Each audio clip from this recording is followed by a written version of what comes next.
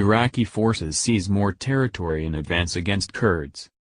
Baghdad/Kirkuk, Reuters. The Baghdad government recaptured territory across the breadth of northern Iraq from Kurds on Tuesday, widening a sudden and dramatic campaign that has shifted the balance of power in the country almost overnight. In the second day of a lightning government campaign to take back towns and countryside from forces of the Kurdish autonomous region, Kurdish troops known as Peshmerga pulled out of the long-disputed Khanaqin area near the Iranian border.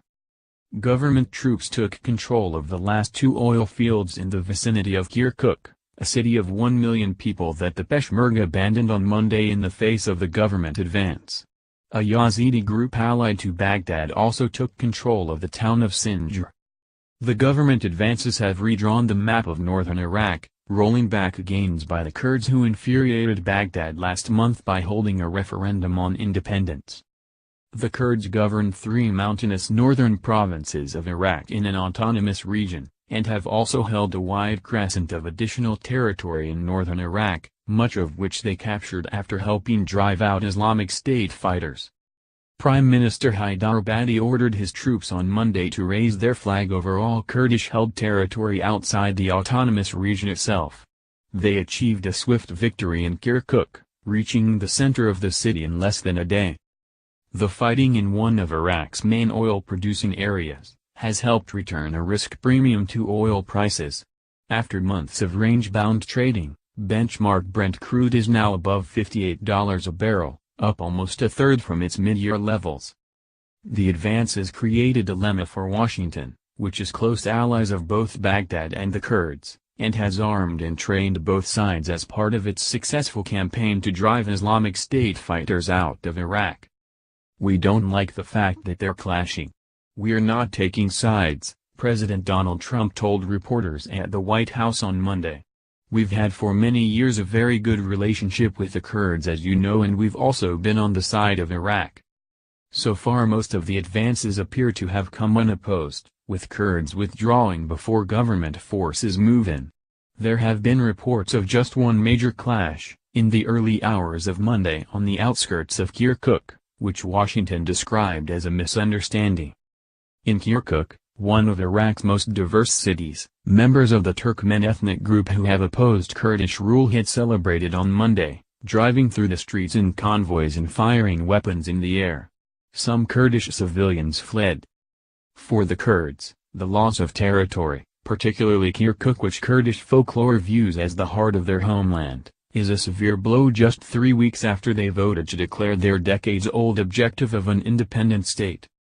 The setbacks have led to sharp accusations among the two main Kurdish political parties, which each control separate units of Peshmerga fighters.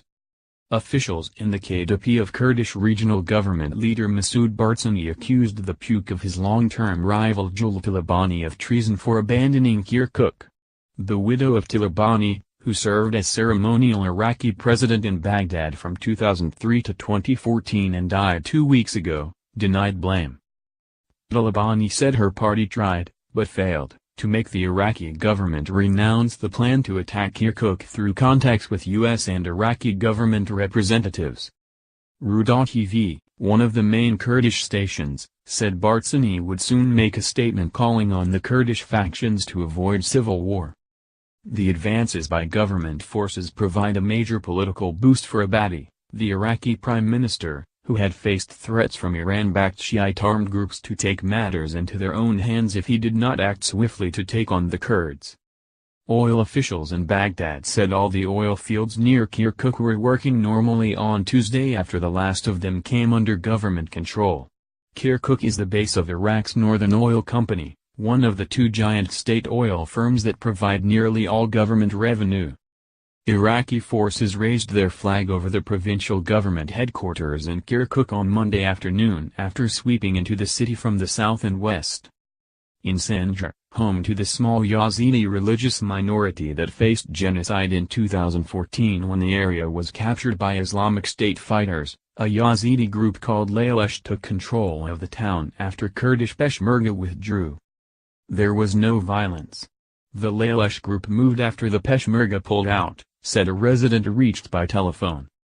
The decision by the Kurds to hold an independence referendum angered neighbors Turkey and Iran.